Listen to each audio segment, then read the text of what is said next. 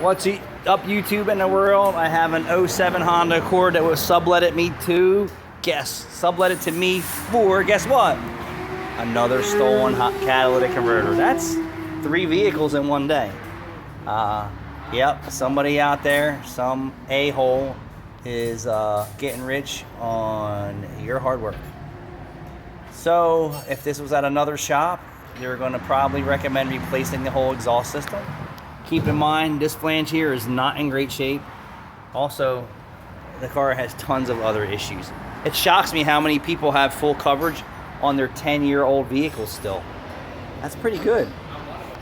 Yep, that's smart. Even though you're paying more, when stuff like this happens, it's a benefit. So yeah, good for them. And I would recommend keeping your car for 20 years with full coverage on it. Sounds good to me. The longer you keep it and drive it, the more work I'm gonna get. So you can see this flange here is in pretty bad shape. The flex pipe's not great. So I can't really tell if this is bad or not.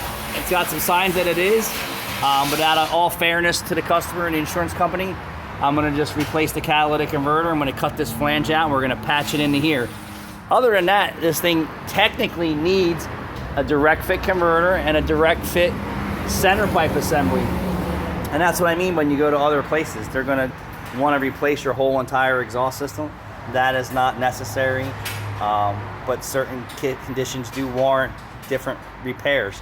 So if this pipe had issues in other areas, I'd say yes, it does. But since it does not, and for me this is a simple fix, is just cut it off and weld on a piece of pipe. That's what we're gonna do. Simple, cost effective, and affordable. Thanks for watching.